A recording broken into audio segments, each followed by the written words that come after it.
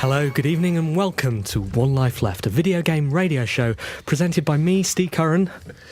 And me, Simon Byron. And also me, Anne Scantlebury. That is 3 out of 3. We all made it into the studio this week. We did. It's a chaotic changeover these days because of those guys that are ahead of us. The thing I've noticed, though, since we've started following them is that they have remarkably warm ears, don't they? They do. I quite like that. Do you? It's like a new facility in resonance. It sort of bothers me that I've got another person's ear heat going into me. Really? Yeah.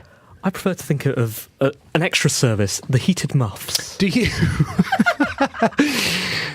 When you use public toilets, do you use the protective tissue toilet seat shaped thing, or do you like the idea of comforting warm seats as well?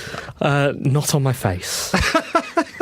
How are you doing, Simon? We're a video game radio show, by the way, and this is our 200th episode. Happy birthday, Sort of. It is. Who bought the cake? I mean, there's some doubts about that counting. Is that? I mean, if only there was a way of checking. Traditional to One Life Left, nothing is ever easy, and there are episodes we haven't broadcast. For legal reasons. Particularly this season, so our numbering's a bit off. But yeah, it's about 200. We're calling this our 200. Happy birthday, Happy Simon. about 200. Happy about 200. Who'd have thought, Anne? Definitely not any of us at the beginning when we started. To imagine that we would get to show 7 was quite some feat. Yeah. We did it. I wasn't on the first episode. And actually, I was on it. I was a guest on the first episode, wasn't I? And then you went home and cried, didn't you? Yeah. And I'll do it tonight as well. Will you? Every time? Every time. Hey, talking of tears, how was the wine festival? Oh, my goodness. I drank a lot of wine yesterday. Did you? Yeah, it was exceptional. Tears? No tears before bedtime. After bedtime, however, sobs. Nice.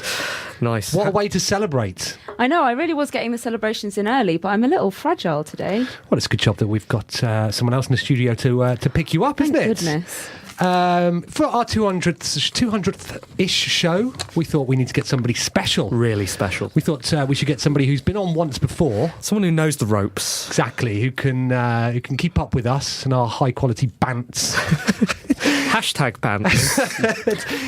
It's consultant, author, all-round Mr. Good Guy person. It's Nicholas Lovell. Hello. Hello, Nicholas Lovell. How are you? I'm very good, thank you. You've been on the show before. When was that? It was about 2 years ago, around the time I put out another book. Stop writing books. Well, no, do keep writing, but that's why you're here for the 200th show, isn't it? You put out a book about us, haven't you? Documenting the 200 episodes that we've done, bit by bit, the highs and lows, that time that we broadcast from a bed in Nottingham, that was weird, wasn't it? And then we handed out keys. That was a strange session, wasn't it? I bet that's in there. No, I didn't. Sorry. You didn't include it? I didn't include it. Why not? That isn't what it was about. I'm really sorry. Maybe it should have been. Maybe that'll be my next book. Yes, Right. it will be. Well, what's this one about then? How to make money when everything's going free. Interesting. Wow. Okay, that's excellent. It could come in handy for us then. Excellent. Right, so you're here to talk about that. We'll chat to you about it in a second, but we'll start the show as we always do with Anne's News.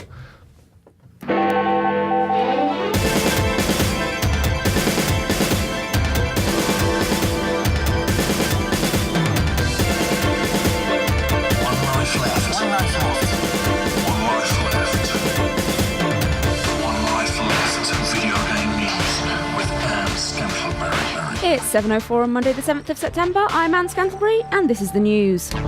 People are getting worried about advertising on Xbox One again. An article published in Advertising Age called Xbox One's Data Treasure Trove Could Reshape Marketing about how Xbox One and Kinect could be used to create more effective advertising raised some concerns about personal data collection and use. The report was based on a speech by Microsoft's Corporate VP of Marketing and Strategy, Yusuf Mehdi. Microsoft has maintained that they take privacy very seriously. We will be campaigning for the Xbox instruction, Xbox, close your eyes, turn around and pretend this isn't happening. So, I thought this wasn't happening. Is this happening? Didn't they come out and say that it wasn't happening, that they definitely didn't mean it when they spoke to people at an advertising conference? And said that it was happening. Yeah. I think they did. But if it can happen, and the ad people want it to happen... It will happen. It will happen. Didn't they also say that your facial data will always remain on the console, which is a sentence I never dreamt I'd hear anybody say? Like, what is that? This is the word. What does that mean? Thanks, Microsoft, for keeping my facial data on my console. Is it going to measure how much older you're looking month by month? Was that aimed at me? No, how much older did look at you. She did. one is looking. You look tired today, Simon. Yeah. Do you want to Is play? everything all right? Yes. Do you need to chat? So are we looking forward to having a more tailored advertising experience? Well, now, maybe it's not such a stupid thing, Interesting. because I don't really necessarily want to know anything about, I don't know, tyres. I don't have a car. I don't care about tyres. Things I would be interested in finding out more about is maybe tea towels. I do have tea towels, so that would be good. What's the best tea towel advert you've ever seen? It's not a big market for tea No. towels. No, but maybe that's because they don't know how much I like tea towels. Maybe if some way in my face I could show how much I like tea towels, then... Well, you'll be able to do that while you're playing COD Blobs too, won't you? If you Yeah. shout out tea towels, actually you'll probably get banned. Tom Clancy has died. The author of many books that have been made into games was 66. Many Clancy-based games were published through Ubisoft. The company said, Tom Clancy was an extraordinary author with a gift for creating detailed, engrossing fictional stories that captivated audiences around the world. The team at Ubisoft, especially at the Red Storm studio, are incredibly grateful to have collaborated with and learned from him, and we are humbled by the opportunity to carry on part of his legacy through our properties that bear his name. Can you play the studio audience track now? That we play after a news story where Anne gives us no room for manoeuvre. What are we supposed to say to that? I spoke to Tom Clancy on the phone once. Is it Right, Clancy, tell us that Clancy story. or Clancy? Clancy. I'm really confused. Clancy. Actually, it doesn't matter. You can't libel the dead. Is that true? Are you sure? Let's find out. We had some of the best times in Clancy games, didn't we? Oh, didn't we? Yes. It's one of my favourite gaming stories when you, me, Joao, and was it Mark? Mark Warbank. Mark Warbank. Yeah, we were playing Ghost Recon, and we stood behind a shed because we were too scared. I think Stand really is lending it an element of heroism that it didn't have. We hid in a bush behind a shed in a clearing for 15 minutes. While small boys took shots at us. And eventually it was just me and you left. It was. And after another 10 minutes of just lying there, they just wandered up and shot us in the head, and that was the end of the game. Happy days. Thanks, Tom. But I'm serious, that was great genuinely times. one of the Such best good- games. yeah, And Ghost Recon Advanced Warfighter on the 360, phenomenal game. We had fun with that, didn't we? We played with multiplayer. We played with Ian Cook, didn't we? We did. And Parko was in that gang, wasn't he? He was too good. Did you ever play S09e? Submarine simulation? You'd sit It's there very for old, 15 minutes doing nothing. Right. And then suddenly a torpedo would fire and you'd be dead. That's and then you do it again. A common theme for all of his Played games. it for then. hours. I like games where Yeah, you do yeah. nothing. Is that a theme of Clancy's stuff? Well, it seems so. It was in the early days, and then he got progressively more gung-ho and Tea Party-ish. And so on. Yeah, and there were the playing games and all of that sort of stuff. Are his books sort of measured like that? I don't imagine Just they have are. pages like there are loads of blank pages for 15 minutes. You're just turning Exactly. like, really tensely, and then there's a word. And it just said you're dead. The Red Cross wants soldiers in games to act in line with the Geneva Convention. A spokesperson for the Red Cross explained, video games that are representing battlefields are very close to reality. We are arguing that we have to get even closer to reality, and we also have to include the rules of conflict. Current games allow players to get away with activities that would be considered war crimes in reality. At One Life Left, we are also calling for the Green Cross Code to be used in games with roads. Any character handling food must have a basic food hygiene certificate, and if you want to add an extension to your house in The Sims, you'll have to apply to the council for planning permission. Well done. Well done. Yeah, that was good. Solid joke. Yeah. Thank In you. the end. Yep, good. Very good. Nothing. Can't fault it. I can't. No, very, very good. Leads us nowhere, though. Because that would ordinarily be the sort of thing that Steve and I would say next. Yeah, we'd, Right. we'd riff off Right. the story. You keep riffing. I gave you 3. Give me some more. You don't need Rule any of more than three. three. Exactly. Rule of You've three. got the Did three. you learn nothing from the time we did stand-up? Literally no. I learnt never to do stand-up again. Yeah. So this is not an odd thing to insist upon, isn't it? Well, I don't know. If they're saying guys, look, it looks really realistic, and when you go around just killing civilians at will and nothing happens, this isn't right. You need to get punished, and I think there should be more punishments in games. Right. Okay. If you step out of line, you lose, I don't know, an arm.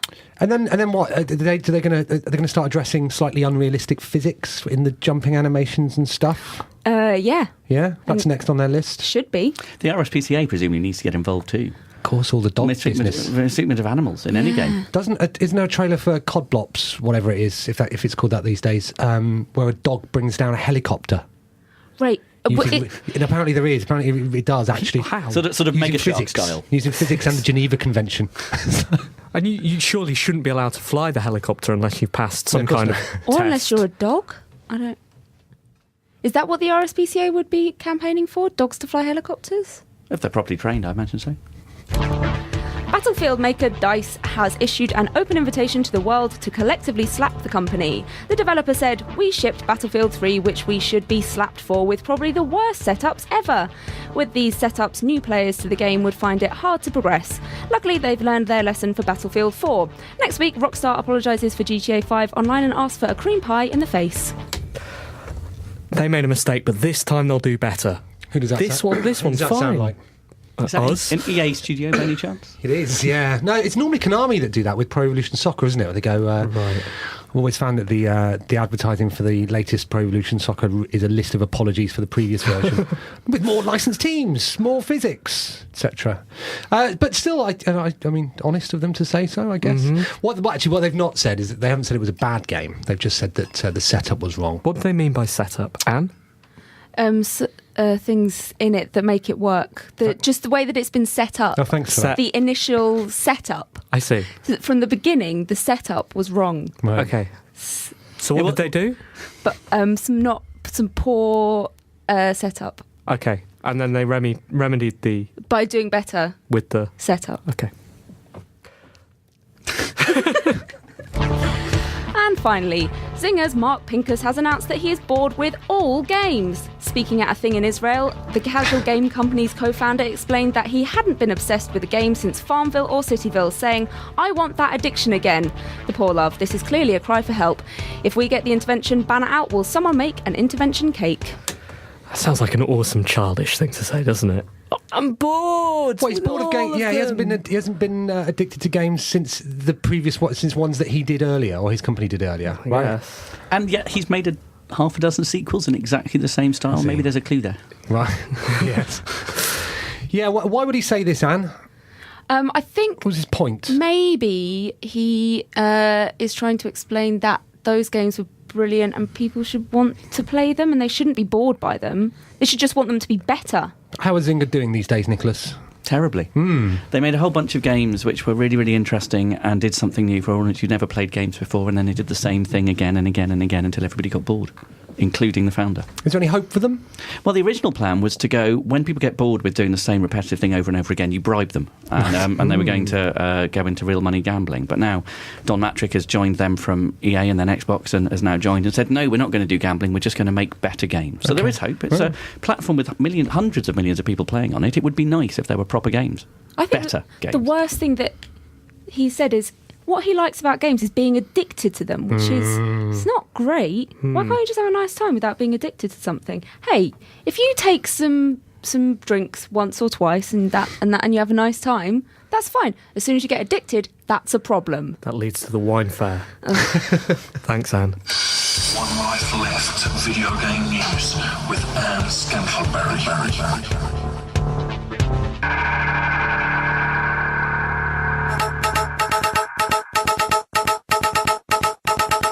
Hello, I'm Sega Badawi and welcome to One Life Left local news. The main story this week is that the government of the local Sim City is still in shutdown. This means that Sims working in government-run facilities such as parks and recreation, taxis, or the always online DRM mines have had to immediately quit without saving. A spokesman for the government says that they hope to have a solution soon, but they've looked on GameFAQs and there isn't anything on there, so it may take some time. And also it's congratulations to the newsroom's own Anne Scantlebury on making 200 episodes. Well done, Anne, and here's to 200 more. Thanks, and back to your usual programming.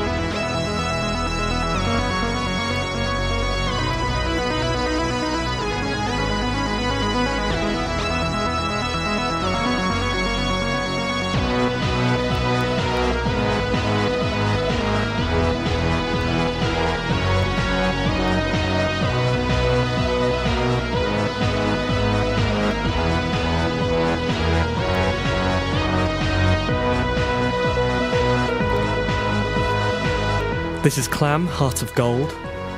As with all of our music, it's taken from the brilliant chipmusic.org. You should go there immediately. Not immediately, actually. You're doing something right now. You're listening to us, and it's our 200th episode. 200th episode. 200. What was your favourite one? Of all the episodes? Yeah. This one, Simon. Really? This one, right? Okay. What about you? It's difficult to say, isn't it? I don't actually remember many of them. Do you? How many guests can you name? Do you remember the time I forgot about Ian Lee? Because I said, I the other week, not long ago, I was like, we should really book Ian Lee. And you were like, we actually did. I was like, that didn't happen. Been on. But it did. Yeah. So let's say that episode. Okay. That's my favourite. Good. I don't know, we've had some exceptional guests, although I would say few as exceptional as the one we've got today. Exactly. We're going to be talking to him in a second, aren't we? We are, but we've got one of our features. We've got a couple of special features. For our special Very day. special features coming up today. This is special, but not for a 200th, related reason. This is just special because it's Cara and it's her Electric Dreams. I'm Cara Ellison and welcome to Electric Dreams, a section of One Life Left where I write a Lonely Hearts ad for a video game character, put it on the internet, and then see what I can learn from the replies. From this I hope to gauge which game characters have the most attractive traits. This week I put up an ad writing as a gender-neutral Anita Sarkeesian watching Mario. I'm a Japanese expat looking for a relationship after my last few long-term loves led me on for a number of years. Because of that, I'm now into the capable, independent type, someone who likes Italian food, maybe a bit of parkour. I'd like to date someone who isn't high maintenance or needy, someone who can look after themselves. I'm really into tennis and golf, but though I'm totally into being active, it's not really for vanity purposes, more fun. A cool trivia fact. I earned a 2008 Guinness World Record. Get in touch if you'd like to go on a date. Tune in later if you'd like to find out what I learned.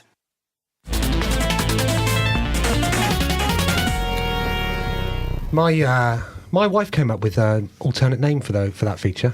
Okay. Plenty of Phil Fish. It's good, isn't it?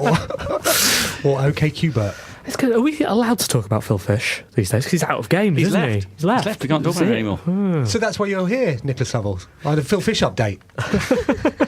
How I is can't he? talk about him. He's left. He's left the industry. We scared Which him is a off by shame. being nasty. Which is a shame because he could have learnt something about the industry, couldn't he? With this book I'm holding in my hand, The Curve, Nicholas Lovell, from freeloaders into superfans, the future of business.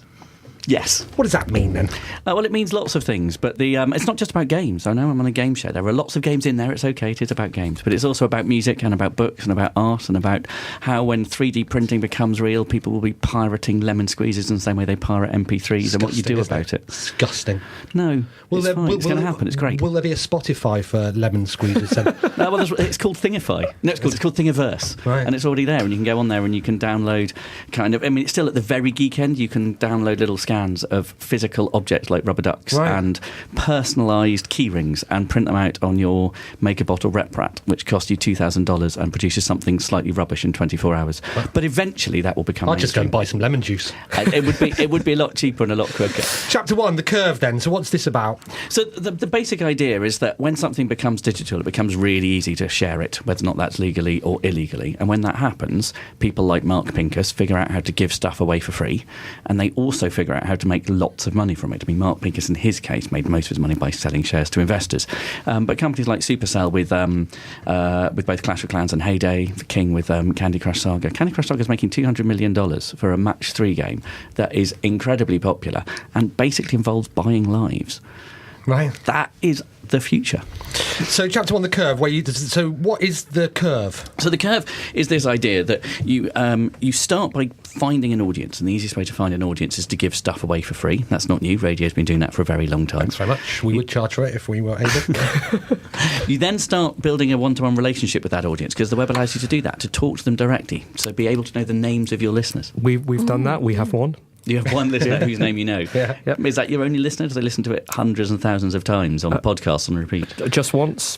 Yeah, just exactly. One listener, one time, one life left. So you have direct conversations with them, and then you start figuring out how to let some people who will never give you any money just not worry about it. They don't give you any money, and some people who like it a bit will give you £1 or £20, and some people eventually will spend thousands or hundreds of £1,000s on things they really value. So it seems to me that the stage that we're missing is getting people to like us a bit. Exactly. Yes. And then it will follow.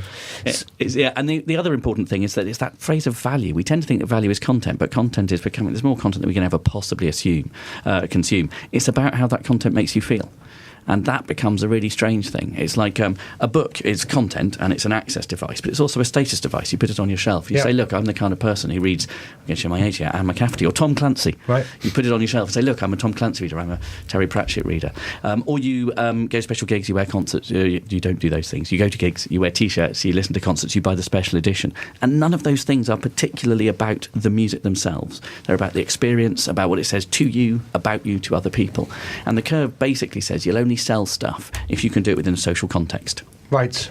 Isn't it a bit late to be thinking about doing this from scratch now? Or not? It depends on which industry you're in. So because you're in games, absolutely, it's late, because we're way ahead. We're making, music has, in 1999, the music industry was a 14 billion industry, annually recorded music. In 2009, it was a 6.3 billion.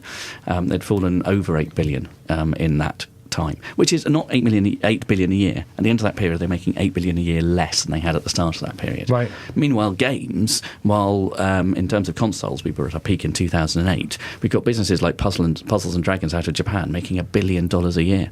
Candy Crush is going to make $250 million this year. The games business is way ahead. Books, this hasn't really happened to yet. Movies, this hasn't happened to. Telly, this hasn't happened to. Is it likely to happen to them? I think it's inevitable. Okay. Because the thing that happened with games wasn't piracy. The thing that happened to games was that other people figured out how to give stuff away for free and make more money. And that's the real threat. It's not a whole bunch of your listeners suddenly deciding not to pay for stuff. People still pay for stuff. They do that, though. if they can get away with it, exactly our listeners. But is it a good thing? Because it seems now that you have individuals like you just named who are making huge amounts of money, and then there's no in-between anymore. It seems that there isn't an in-between, or it's very difficult to make any sort of impact. Not quite. So the big are getting bigger, absolutely, and whether or not that's those people or whether or not that's Grand Theft Auto 5 reaching $1 billion in retail sales in 3 days flat, faster than anything else. The middle are getting squeezed, THQ dies, but the niche is thriving more than ever before. The indie scene wouldn't be so successful if it weren't for not necessarily this pricing model, but this communications model, whether or not it's Twitter, whether it's Kickstarter, whether it's Steam communities, whether or not it's different places, Reddit, where you can find an audience. That's enabling people like Mike Bithell to go and create a game which spreads by viral word of mouth. He'd never been able to get his game bought by anybody in this pre-world. So the big get bigger, the niche become more viable, provided they have a variable pricing model or get lucky. The middle, they're totally stuffed. That's what happened to THQ. Where did Bithell begin? Here. What happened to him? He's an indie superstar. There you go. Exactly. Write a book. You can write a book. So is this a good... I mean, you've been in and around the games industry for a long time. Is this a good thing, do you think, what's happening now? Yes, I absolutely do. Because I see you argue with people on Twitter about it, particularly some of the... British gaming is fiercely against free-to-play. Yes. Well, so in the curve, I mean, I'm very well known for talking about free-to-play. I think free-to-play is brilliant. But the curve isn't necessarily about free. The curve is about allowing people who love what you do to spend lots of money. So that might just be a paid model with special editions and with signed Mike Bithell memorabilia. But I do see the dual criticisms that initial free-to-play design was very psychologically led. That was the stuff we were talking about with Zynga earlier. It's often called operant conditioning or Skinner boxes, and it's the same techniques used. But that's still going on, isn't it? That is still going on, but we're in the early... From that point of view, it is still going on. Skinner box techniques get less strong over time as people wise up to them. But more than that, it was the early days. Free-to-play is the early days of a transition of medium, very similar to the transition from film to television. So AAA games are films, they still have a place. Free-to-play games are television, they are accessible, they're played by, amongst my circle, Candy Crush Saga is played overwhelmingly by mothers of small children. And if you ever travel through an airport and see somebody playing Candy Crush Saga, it's nearly always a mother of children whenever I've seen people play it. That's an audience we've never played before, and we're just in the really early days. We're like the 50s. We've got, we haven't even got to We Love Lucy, let alone The Wire or Breaking Bad yet. It is interesting that, like, my son, whenever he plays games which are invariably free on the iPad, he knows now to push the cross to not. Won't take him. So I guess that audience which has never played games before is actually being taught to not to buy in-app. So how are you going to sell to my son? I'm not. I can't. I have to sell to you, and that is a really tricky problem because I don't know how old your son is. He's 5. Yeah, mine's nearly 5, and we don't sell to children. I mean, that's not entirely ethical. No, sorry, we sell to parents. No, and I completely, I absolutely accept that. But what I mean is that if all they've ever done is push no, if they've been taught that by their parents to go, well, actually, I don't think that they necessarily understand that not to buy stuff, but they know that often pushing that button will open up a browser. It will take them away from the game, which is why they're not doing it.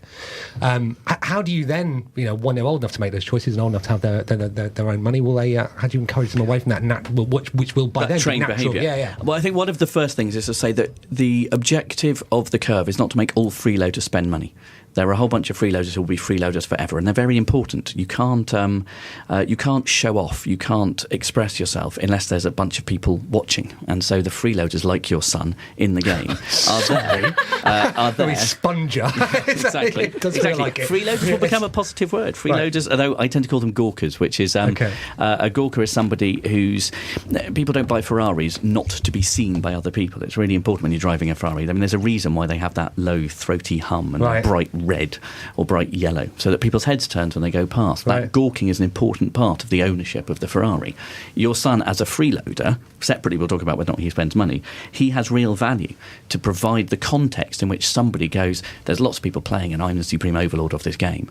In a game like Clash of Clans, people are spending money to be competitive. In a game like Candy Crush Saga, people are spending money to give each other stuff. In games like League of Legends and World of Tanks, my favourite story, which may not be true, I'm going to say that now, but it's World of Tanks. The biggest World of Tanks whale is a Russian oligarch who has a team of 5 World of Tanks bodyguards who are paid full-time to play World of Tanks, have all the best kit, so that whenever he chooses to play World of Tanks, he just walks in and they screen him. So he can go around shooting anything he likes at no risk of being killed, and they protect him.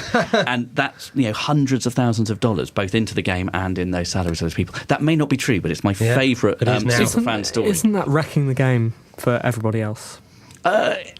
I think there are risks. I think there are risks that if one person can just throw money in and break the game, then you have a real problem. And there is no doubt that there are different ways in which people think of level playing field. So some people think level playing field is within the rules of the game, you pay one price. There is no way around that, and that's the system. Others, in the context of, let's say, a game like Candy Crush Saga, the primary process in Candy Crush Saga is, can you play for longer? I mean, that's the primary process. There are elements of competition. It's absolutely the case that there are elements of competition. But 70% of people who have finished Candy Crush, anybody here past level 208? Nope. No, that's just me. Hooray! Well done. But 70% of people who finish Candy Crush, which is past level 400 levels, have never spent any money on the game at all.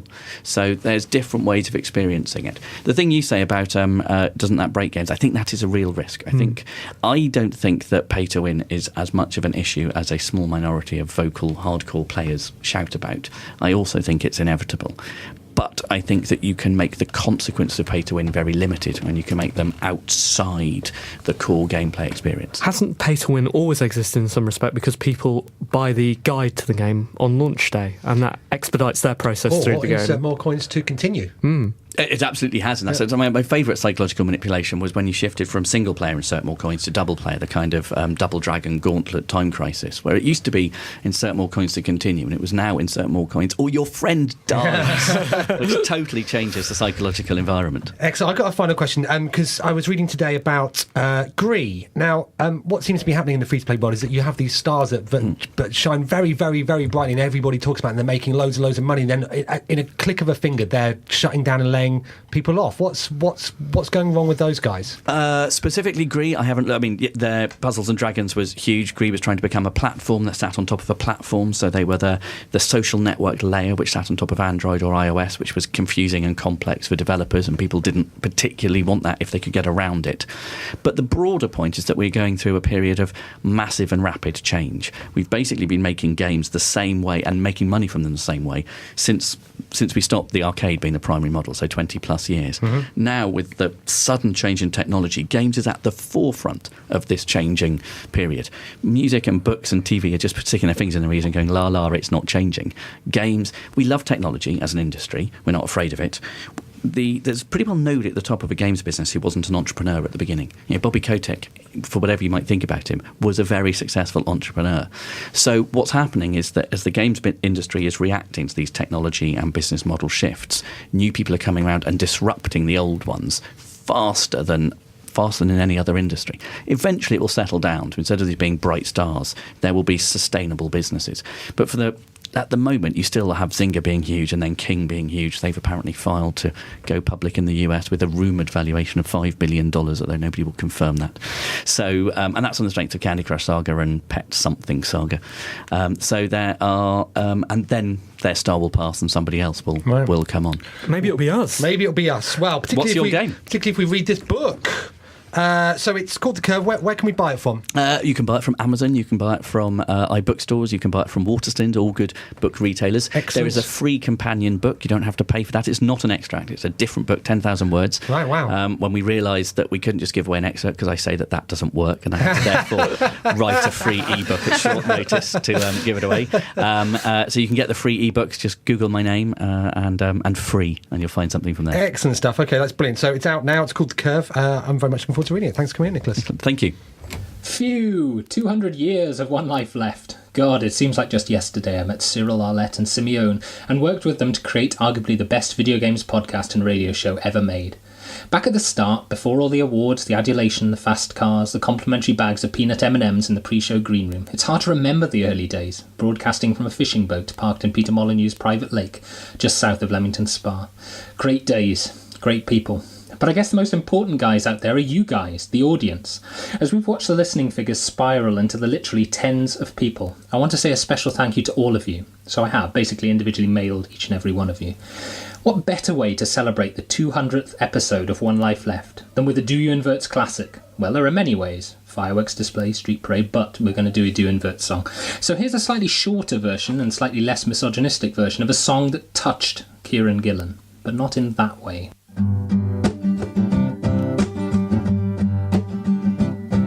As I sat on the sofa reading Edge magazine, you turned off EastEnders and you turned to me. We'd been married 15 years or more when you took my hand, clasped it in yours. You asked me if I loved you, yeah. I said, babe, I love you forever. Looked at me defiantly then and said, what you give me out of 10? That's the moment when we became heaven. I said I'd probably give you a 7. I saw your face, your anger roar. I protested that 7 was a decent score. You can't give out 9s willy-nilly, and a 10, well that would just be silly. I class average as a 5. I was lucky made it out of there alive. You got me all wrong, dear. You're a fundamentally solid example within your genre. I really want to be with you all of the time, but you're 3 marks short, being in your prime.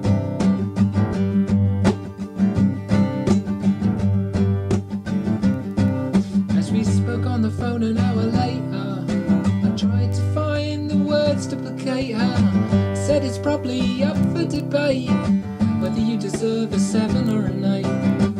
But with sudden violent force, you asked me for a divorce. Said I'd made you feel emotionally torn, and that you were thinking of going multi-platform.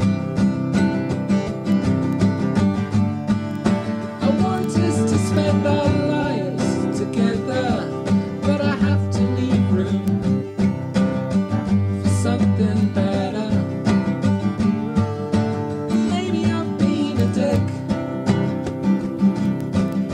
but I'll wait to see what you get on Metacritic.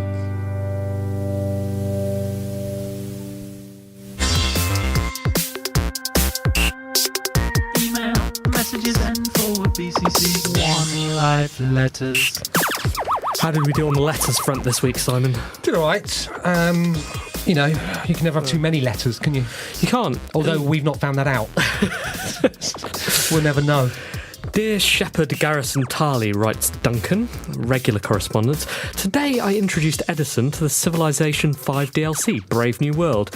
He at once likes it because he enjoys watching workers construct farms and mines and whatnot, and dislikes it because it's one of Daddy's map games. We begin a new map with random leaders. He's the Celts, I'm Attila the Hun. Sorry, kiddo, your plan of let's be friends won't wash now. My special ability is destroying cities faster, so that's what I'm going to do. Eddie does intuitively pick up basic tactics using his Pictish warriors to defend his workers. I enthusiastically describe what buildings do. Well, Eddie, a barracks is a sort of house where your warriors live and make them better, and that makes them better at fighting. He enthusiastically makes his own decision on how to direct his civ. I can see this being a good educational tool, but also a source of tears when my Hunnic horn overwhelms the schoolboy tactics of his pathetic army. With diplomacy, Duncan. Thanks, Duncan. Nicholas. So, dear Simon, Steve, Anne, and tonight's super special guest, which I guess is me. It is. This is from Steve Owen. Congratulations on reaching 200 episodes. Who would have thought it'd still be interesting enough after all this time? I thought such a momentous occasion would be a good time to do some analysis. I've put all of the reviews you've done into a spreadsheet, and the results are fascinating. Did you know that the average score of over 700 views is exactly 7? Wow. Even more interesting, the very first score you gave was 7 out of 10. The last review from last week's episode was also 7, and the very middle review in episode 100 was also 7. Wow. What are the chances? Amazingly, the 7th review got a score of 7, as did the 77th. What? That's Crikey. incredible. Obviously, Thanks, I Steve. can't know what scores tonight's going to receive, so it's possible this mathematics symmetry won't last. Well, I guess we'll see, won't we?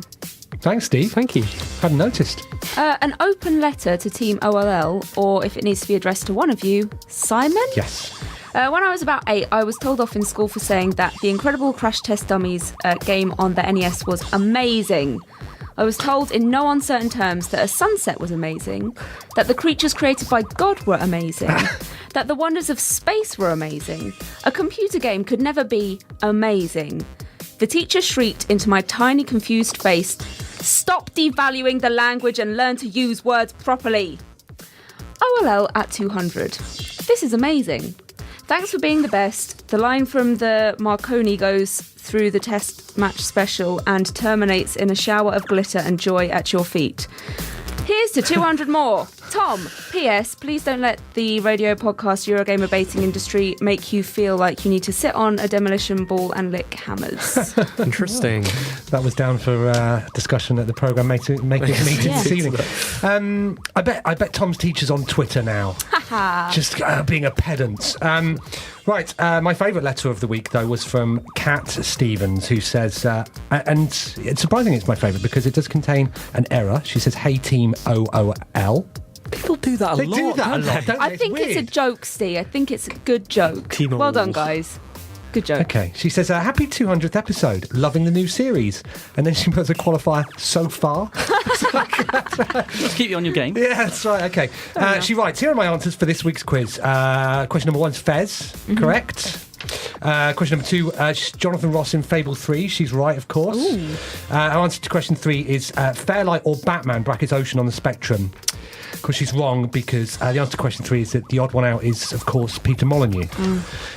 Thanks for trying. She asked, what do I win? Well, you didn't get them correct, but thanks for entering. Yeah, thank you, Kat. Thanks, and thanks for everybody who's written to us over these 200 episodes. Thank you so much. Yeah. Keep it up. The 200 of you who bothered. But if you want to write to One Life Left or One Left, you can do by emailing team@onelifeleft.com. something quite special now. Yeah? Not that the episode hasn't been special all the way through, but it wouldn't really be a celebration without Derek Williams. Happy 200th birthday, One Life Left. Actually, it doesn't really count as a birthday, does it? It's episode 200. Anyway, that's good going by anyone's book. And yes, I know I said I'd stop doing this, but I had to contribute as a celebration of episode 200. Who would have thought OLL would still been going after all this time? It's just as good as ever. I'm still listening even though I'm not contributing regularly. How are things going on the market? Pretty terrible on the game side of things, I have to admit. And I've basically been squeezed out of the video game market by the 10 million other shops in the area. But yet I still find ways to survive. I buy more than I sell on the store, frequently making my money by trading with CEX, which just goes to show something, though I'm not quite sure what. If I have a main market of games now, it's probably on retro games, as other shops tend to concentrate on the brand new releases. PS1 and PS2 is where it's really at. Oh, and something else I thought I'd announce is that I fancy doing another One Life Left Presents Music to Play Games by CD. There's just about enough money built up in the Amazon account to do another. I do keep selling CDs every few weeks.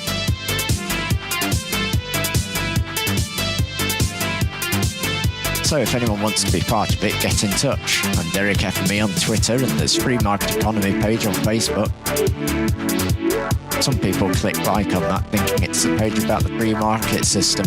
Silly people. A bit like those people who bought shares in bankrupt company Twitter instead of Twitter. Oh, and I'm meant to be the chart correspondent, aren't I? Well, GTA's at top of the charts, obviously. Right, goodbye again. Obviously, this is just the start of my first farewell tour. Well done, One Life Left, you're brilliant. I'm Derek Williams, and this has been my 200 Market Economy. Thanks, Derek. Ah, Derek, we missed you. Back. It's good to have you back. Let's make it to our 200th episode every week. Yeah. Derek's going to keep doing it, and the Do You Invert, but yeah, I'm having such a nice time. Me too. This is Shintaro music.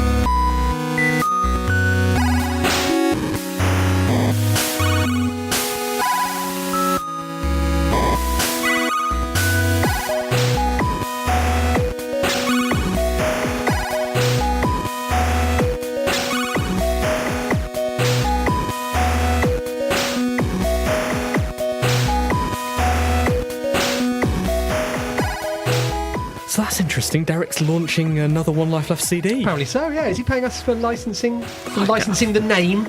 I guess so, unless he's doing it under the One Life brand. Yeah, he's got that One URL. Left. Who knows? We should put on another gig, shouldn't we? Sometime. That was one of the good things we've done in the last 200 episodes. A gig at Nottingham. Oh well, yes, yeah. That was good night. That was the night I DJ'd. Well, we all DJ'd, didn't we? Derek played. Derek played. Saber Pulse played. Yeah. And who was the other guy?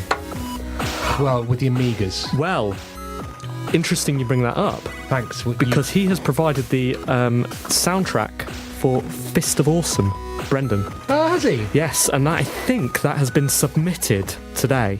So, right. So all of you who want to play a good iOS game, I think that was kick-started. Yeah. Go and look up Fist of Awesome. By the time the podcast is out on Wednesdays, you should be able to buy it. Are we doing a Christmas party this year?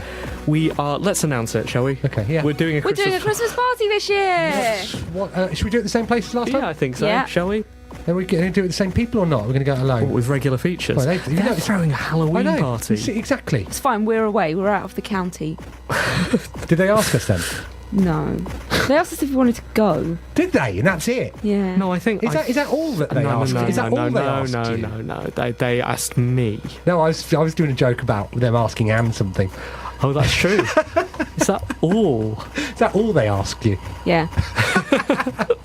You're listening to One Life Left. We're a radio show about video games. We've got quarter of an hour left for our 200th episode. Shall we do the reviews now, or shall we do another feature? What do you want, Simon? Let's get the reviews done. What are you going to do? I'm going to do Inazuma 11 on the 3DS. You trailed this on Twitter, didn't you, earlier today? So angry. You seem furious. Really furious. It's the worst game I've played on 3DS. Wow, really? I know. Yeah, I know. Think about it. And I've spent money in the eShop. So how can that be? Tell us what's so bad about it. It's just... I really loved the first game on 3DS and was so excited about getting... on DS. I'm so excited about getting this. What is this game? What was the first one? It's a Japanese football role-playing game where you are a boy and you have visions of your dead granddad and you go around forming a team and then playing other people in football matches. And that sounds harrowing. Yeah, and well, it is harrowing. I'll tell you why in a second. But the formula is sort of RPG world, and then whereas you'd have battles in things like Final Fantasy, these are football matches and stuff with objectives like score the first goal or score within a certain amount of time, all the rest of it. I really, really enjoyed the first game. So excited about this one. Got it in, and I know a lot of people played on switch their 3D off on their 3DS, don't they? A lot of people do. I'm not one of those people. I love 3D, love it, and loaded up Inazuma 11 3DS, and they've got the 3D is the sort of top-down map bit. So the game is not in 3D for most of what you're looking at. It's just using the bit where it shows a little dot where you are in the game world. That's in sort of 3D, which does make your eyes hurt. Everything else is in 2D until it swaps to the battles and all the rest of it. But it's just not making the most of this, and so I was a bit angry about that. And then, because it's the third series in the game, but they're not confident enough to go... I think it's the third. But they're not confident to go, hey guys, you know what's going on here. You've got to go through a protracted tutorial, which is full of exposition and cutscenes and nonsense. And then I just got to the point where it made me... You have to go around and introduce yourself to all the characters that you've met before. And it gives you a quick recap. And I got one battle in, and I was just... It's just tedious for the 20 minutes. And so angry, I went to Computer Exchange this lunchtime and sold it to them at a loss. Really? Sold it for £10. So you didn't even get... Did you get into the game proper, or did you get bored of it? I played one battle and then realised that I hadn't got anywhere in about 40 minutes, and I thought, I can't be bothered with this. I lost £15 on it. Bought it from Amazon, straight to Computer Exchange. It's there now if you want it. They gave me £10 cash for it, 14 exchange. Couldn't see anything I wanted, so I said £10 cash, which I'm going to spend on drugs. Harrowing. Yeah, really bad. Really, really disappointed. 7 out of 10. A furious 7. Anne? I've been playing the Made in Chelsea game on the iPhone. Made in Chelsea, for those that don't know, is like it's a structured reality television program. Okay. For the Americans, it's kind of like The Hills. It's basically a load of posh people walking around Chelsea being like, oh, darling. And they've got a game out, which, if you like Made in Chelsea, it's got like the characters all have their own little characters. And it's got their voices on it. And so basically, the aim is you're starting off as a nobody, and you have to get loads of Twitter followers. You have to get up in the social circles. Wait. Go. I've got a joke, and I think it works. Oh. So would have worked better at the start of this bit, but so say you're reviewing the Made in Chelsea game. Yeah, Go on. I'm reviewing the Made in Chelsea game. Is it an ARG?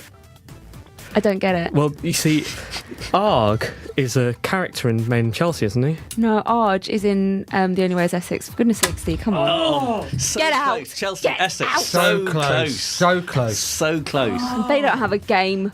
Okay, what's the character in Made in Chelsea? Spencer. Okay, let me just brainstorm. Okay. You can... So you are trying to become more popular. One of the characters, Binky, leads you around from place to place and introduces you to people, gives you their numbers so that you can go out on dates with them. At the beginning of it, you have to pick your own name, and this is my favourite thing to do in games because, actually Steve taught me this, always roleplay a game. If you get to pick a character name, roleplay. And because we went to see Macbeth at the Globe, I decided to roleplay as Lady Macbeth, which actually works out because the first person I went on a date with is Jamie. Now, Jamie has a rivalry with Spencer, but they're also best friends. Okay. Spencer thinks he's the king of Chelsea. So what I was doing was dating Jamie secretly while publicly being all around Spencer and like making everyone think that I liked him. I was either going to dump him or murder him. I didn't get to the point where I could find out if there was a murder function in the game. Seemed unlikely. So to get, you can buy more diamonds to get more stuff, and you can buy Twitter followers in it. And if you don't want to buy them with actual money, then you can go around kissing people. So I decided to kiss people for money. How did that go? Really well. Got loads of Twitter followers, and I became very popular. I would give this game 7 out of 10. Excellent. I'm really struggling with that joke. Yeah. Does it put notifications on your phone when you turn it off? No. So there's nothing that goes on the Ollie lock screen. That is a character. That's Well good. done, Well Simon. done, Well done, Simon. Simon. Okay, Nicholas. I've got 2 games, so I'll be quick. That's FTL, perfect. not exactly a new game, but Fast and Light. It was kick-started about a year ago. I was disturbed to discover I'm 110 hours in now. Wow. And you haven't finished it? On that game. I have finished it. I've unlocked... I'm quite a completist, so I've got all the achievements but 2. I've got 2 ships to unlock, the Mantis and the Zoltan and the Crystal, so 3 ships. I can't count. So that one's a game which I'm really enjoying, 7 out of 10. And then the new Nimblebit game is out this week, Pocket Trains. So I was a massive fan of Tiny Tower, 196 floors, everybody in their dream jobs. Massive fan of Pocket Planes. Pocket Trains, I've only been playing for a day, but it's a little bit slow. It's a little bit slow. I mean, trains are slower than planes. Trains are slower than planes, and it shows. It shows. And so FTL, 7 out of 10. Pocket Planes, I find it 7 out of 10. I find FTL incredibly difficult. You obviously don't have a strategic brain. Have you played it on the easy setting? What happens is I turn it on and then things go on fire and everybody dies. Like, is that fun? I don't know. It doesn't sound very No, fun. it does not. Did you know there was a pause button? No. That might be the problem. You're supposed to pause and think. Maybe that's where it goes wrong. Right, I didn't know. Thanks for that. 7 out of 10. Tips as well. Steve. I haven't played anything this week. Again? Did I not play something last week? No, you It's didn't almost either. like you don't I'm care sorry, anymore. I don't- 200 and you've lost interest. No, I actually... Are you bored know of games? what? That's not Yeah. true. I have been playing a game. Do you want to get addicted to something? No, I have been playing a game. It is called Flow Free Bridges. That sounds catchy. It is. And I think it might be published by the same people who do Stick Golf 2. And it's a very, very simple. It's a very, very simple game, puzzle game, where you have to make shapes. Sure, No, that sounds plausible. I'm describing this badly because I haven't had chance to prep. Okay, go. I'm still thinking of the main Chelsea joke. So it's called Flow Free Bridges. I think it's actually just called Bridges, maybe even. You can find it on Android free. The idea is on a grid which can be various shapes. I am up to 14 by 14 at the moment, various sizes. You have 2 points. Okay. And you have to join them up with a line.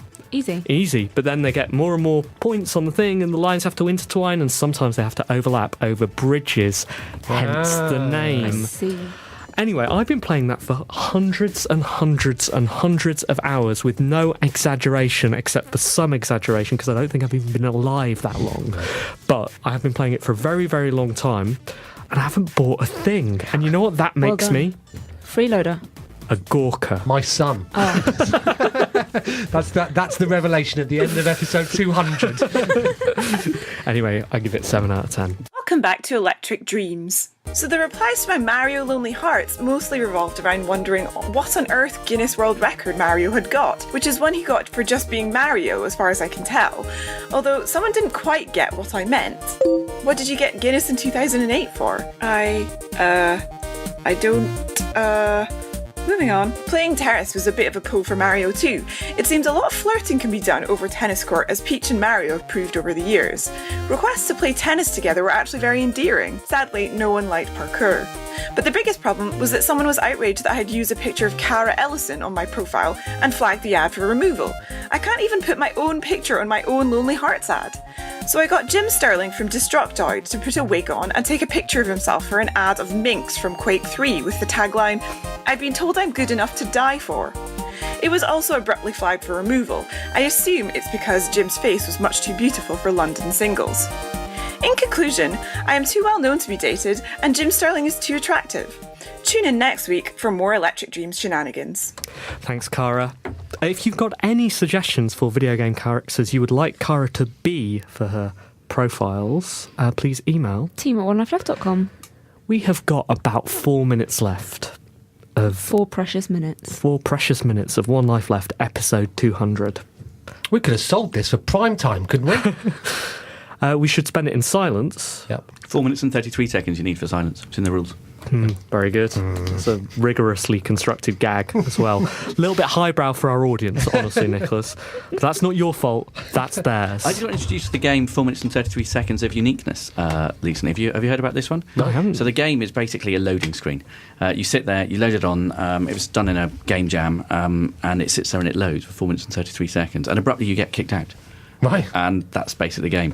And eventually you figure out that as soon as somebody logs on to the server, you get kicked out. So the whole idea of the game is that for that 4 minutes and 33 seconds, you are the only one person out of 7 billion people doing this one thing.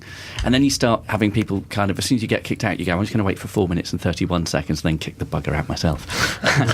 And you can start, it all gets very complicated. And then I went to try and play it, and it turns out the game company who made it stopped bothering to support it anymore, and I couldn't play it, and it was very disappointing. So I heard about it but couldn't experience it, which is a problem with art. Sad way to end the show. Sorry, I was trying to be unique. That's what I was trying to be. I was trying to look for that single moment of uniqueness in the entire world, and I failed. We've been doing that for 200 episodes. Exactly. Thanks very much for listening to the last 200 episodes, I guess. Yeah, I assume you've listened to all of them. You can't, can you? Where is the... didn't some are offline, aren't they? Some of them are offline.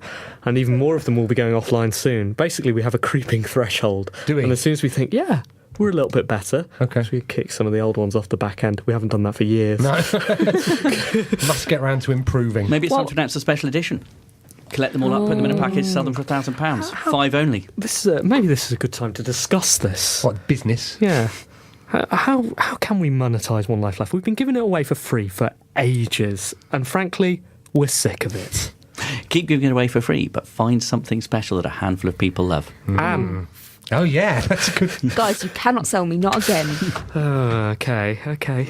Interesting. Yeah, we did try and think about writing a game. I know we can rewind after the show, but he mentioned some things, didn't he? Gigs. And concerts. Yeah, T-shirts. Let's get into T-shirts. T-shirts. Oh. You pay for people to come on here, do reviews? You could be a paid review site. That's a good idea. Talking of which, it's the GMAs on Thursday. Yeah. And we are super, super excited, aren't we? I can't think of a better way to end our 200th episode than talking about how there is no way that this time next week we won't be the recipients. No, absolutely. Proud recipients of one Best Broadcast Award. How can they not give it to us in our 200th episode? The only way they could possibly not give it to us is if they gave it to Guy Cocker as a sympathy vote. And that's all it'd be, Guy. That's all it'd be. In fact, in many ways, if you end up winning this, you're the biggest loser. Unless it's us. In which case, we're the biggest loser. And winners. So, yes, I'm sure it'll work out. We're really, really excited about that, and attending the anti-GMAs party as well. Exactly. We're both pro and anti. Defiance. We are all things to all people, and that's what we've been for 200 episodes. Thank you so much for listening. Thank you. Yeah, thank you. That's why we do this, not the awards. And we do All the money. No, certainly not. All the women. No. We do it for you guys. Exactly. Just you. Thanks for coming on, Nicholas. Thank you. Pleasure to have you back. So just to remind, the Curve is on sale now. Get it from Amazon and stuff. And You can get it from Amazon, get it from Waterstones, and there's a free version too. Excellent. All right, thanks very much, everybody. We love you. See you next week. Bye. Bye. Thank you. Bye-bye.